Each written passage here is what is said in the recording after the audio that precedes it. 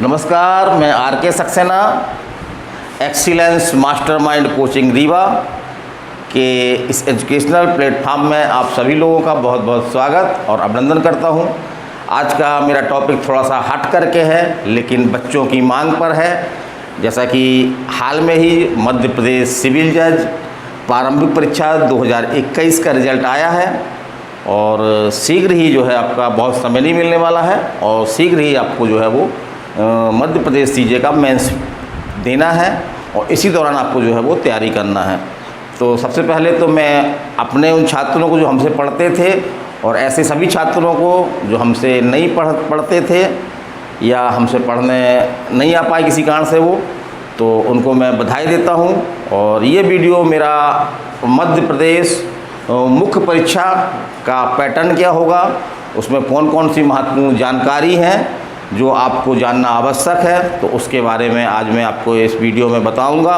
तो ऐसे सभी छात्र जो सिविल जज की तैयारी कर रहे हैं या जिन्होंने अभी हाल में ही मध्य प्रदेश सिविल जज परीक्षा जो है वो पास की है और मेंस की तैयारी कर रहे हैं, तो इस वीडियो को पूरा देखें। और यदि इसमें जानकारी आपको अच्छी लगती है तो उन सभी ज़रूरतमंदों तक आप इसको शेयर भी करें, ताकि जो मेरा उद्देश्य है कि सब तक अपनी बातें पहुंचाना, तो मैं उस उद्देश्य को पूरा कर सकूं। तो चलिए हम चलते हैं, बात करते हैं। तो आज हम बात कर रहे हैं मध्य प्रदेश सिविल जज मुख्य परीक्षा और इसमें हम साक्षात्कार इंटरव्यू की भी जानकारी देंगे, क्योंकि जैसा कि हम जानते हैं कि 3 चरण मध्य प्रदेश सिविल जज निकालने के लिए हमारे पास 3 चरण होते हैं। पहला चरण हमारी प्रारंभिक परीक्षा होती है, सेकंड चरण हमारा जो है वो मुख्य परीक्षा होती है और तीसरे चरण हमारा जो है वो इंटरव्यू या साक्षात्कार होता है। चलिए हम चलते हैं। तो मुख्य परीक्षा में पैटर्न क्या है, तो मुख्य परीक्षा में जो है आपके 4 प्रश्न पत्र होंगे और प्रत्येक प्रश्न पत्र जो है वो आपको जो टाइम मिलेगा लिखने का वो आपको 3 घंटे, माने आपको 4 प्रश्न पत्र होंगे जो सामान्यतः 2 दिन में होते हैं। प्रथम पाली, सेकंड पाली, फिर सेकंड दिन प्रथम पाली और द्वितीय पाली।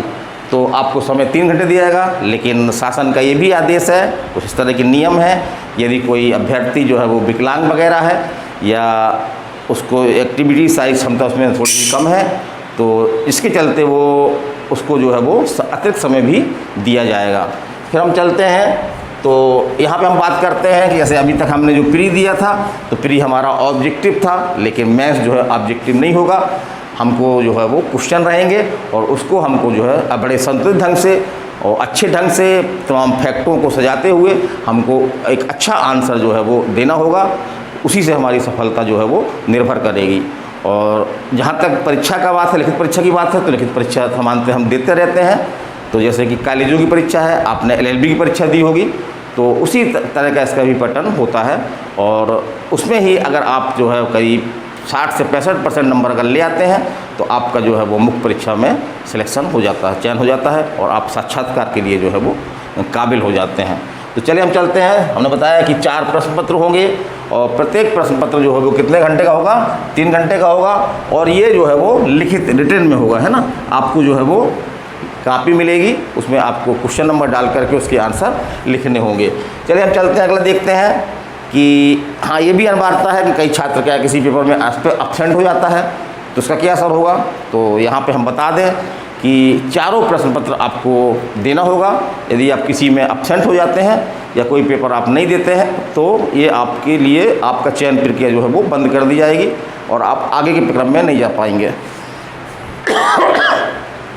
अब हम बात करते हैं, जैसे हमने बता दिया कि प्रत्येक प्रश्न पत्र 100 अंक का होगा और तो इस तरह से आपका जो टोटल मेंस है वो आपका कितने अंकों का है, 4 अंक, 400 अंकों का, मतलब 100 अंक के 4 प्रश्न पत्र अर्थात 400 अंक। अब हम थोड़ा सा बात कर लें इन चारों प्रश्न पत्र की कि इनमें कैसे आएगा और हमको इसमें क्या करना है, थोड़ी सी हम वो भी जानकारी देंगे। यद्यपि हम आगे वीडियो बनाने वाले हैं जिसमें हम प्रत्येक प्रश्न पत्र में जो भी इसका सिलेबस है उस सिलेबस का व्यापक से विश्लेषण करेंगे और जो आपके इम्पोर्टेंट क्वेश्चन बनते हैं तो वो भी बताएंगे हम, और उस इम्पोर्टेंट क्वेश्चन का आप किस तरह से एक मॉडल आंसर लिखें वो भी आपको हम जानकारी देंगे। तो यदि इस तरह की जानकारी चाहिए आप तो हमारा चैनल आप जो है सब्सक्राइब कर सकते हैं, ताकि आगे की जानकारी आपको जो है वो मिलती रहे। चलिए हम चलते हैं, बात करते हैं हम प्रथम प्रश्न पत्र की। तो प्रथम प्रश्न पत्र जैसे हमने बताया था कि हर प्रश्न पत्र जो है वो 100 अंक का होगा, तो ये भी आपके 100 अंक का होगा।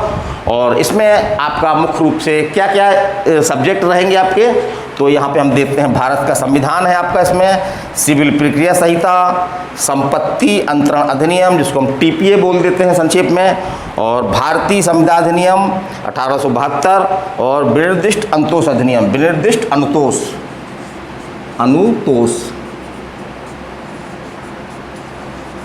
अधिनियम, तो और आपका परसीमा अधिनियम। तो इसमें देखते हैं हम कि लाके जो है वो 6 सब्जेक्ट हैं इसमें।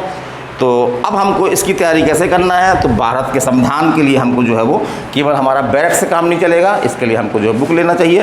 तो बुक हम किसकी ले सकते हैं, तो बुक आपकी जो है वो एक आपके जो है वो उपाध्याय हैं, उपाध्याय की ले सकते हैं, या यूपीडी केसरी की संवैधानिक बुक ले सकते हैं। और मुख्य रूप से इसमें आपके जो क्वेश्चन बनते हैं, तो ये देखने में आया है आपका कि मूल अधिकार प्रस्तावना हो गया, आपका मूल अधिकार हो गया, नीति निर्देशक तत्व हो गए, मूल कर्तव्य हो गए, और आपका जो न्यायपालिका हो गया, कार्यपालिका हो गया, और कुछ आपके जो इसमें संगठन हैं, जो संवैधानिक संस्थान हैं, उनके बारे में क्वेश्चन आते हैं।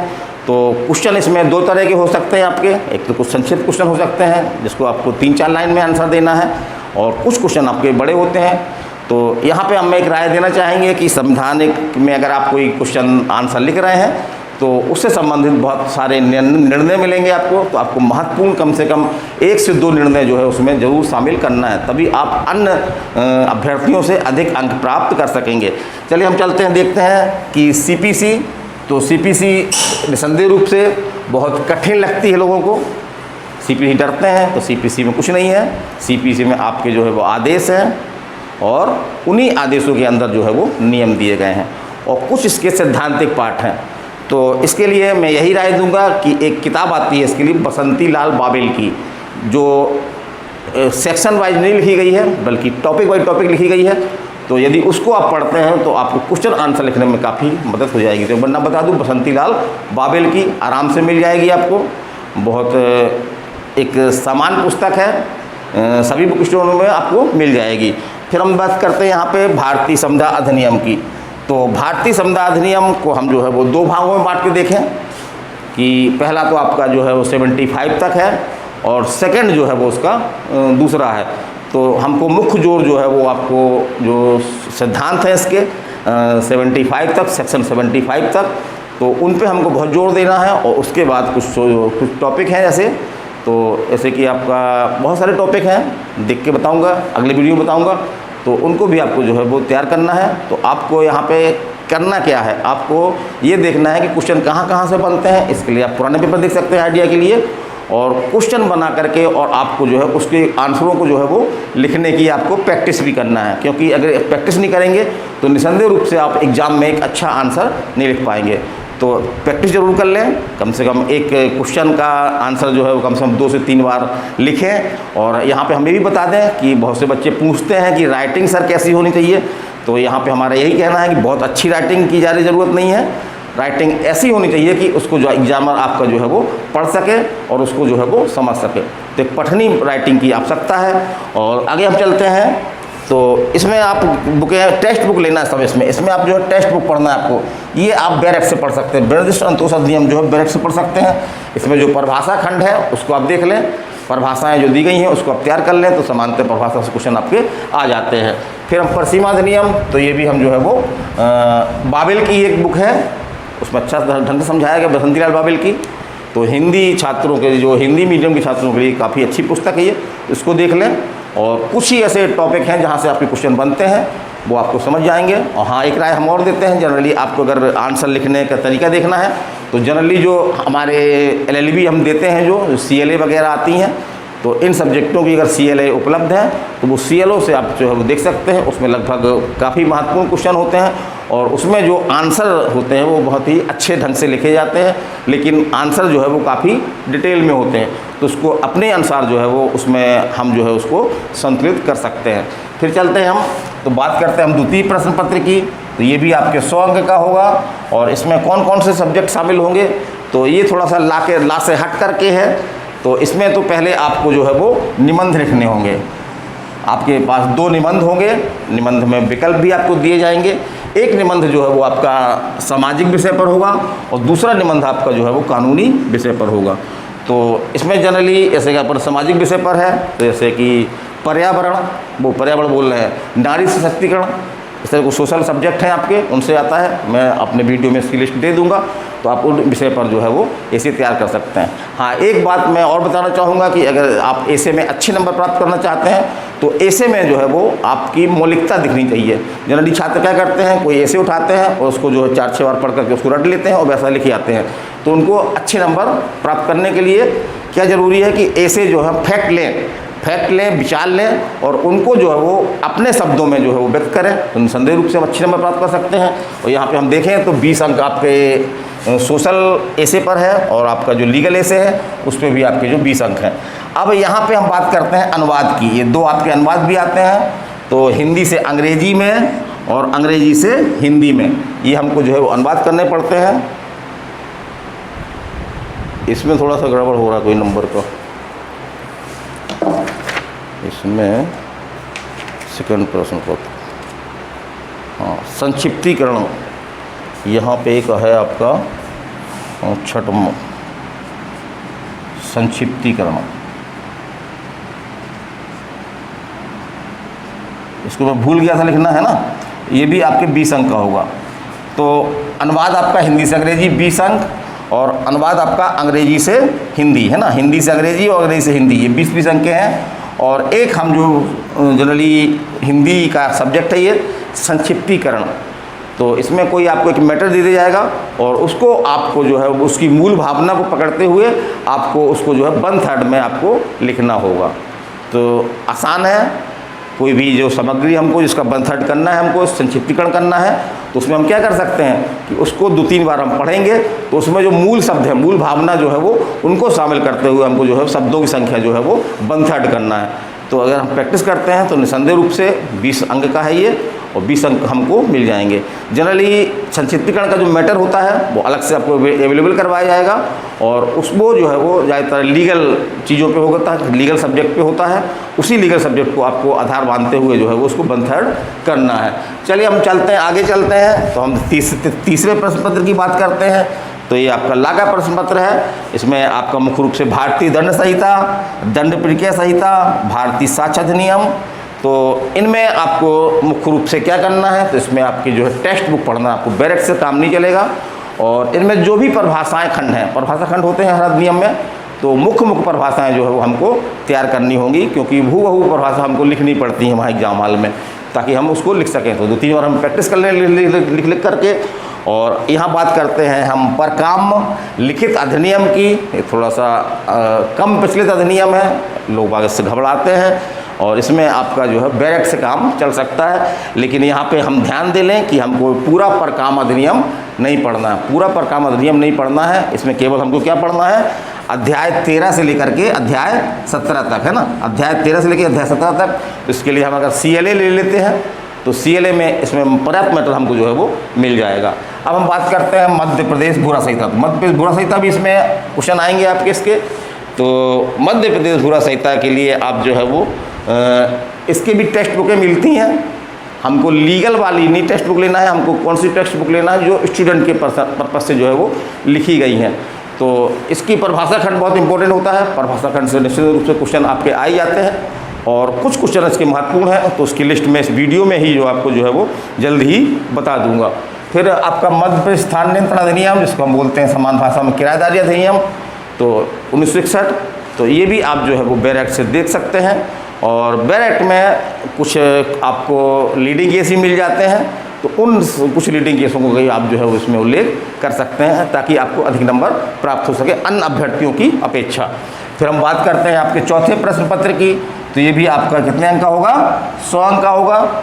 और इसमें आपको करना क्या है, तो इसमें पहले क्या करना है, आपको विवादकों का स्थिरीकरण, माने आपको जो है फैक्ट दे दिए जाएंगे, बाद प्रश्न लिखित कथन दे दिए जाएंगे।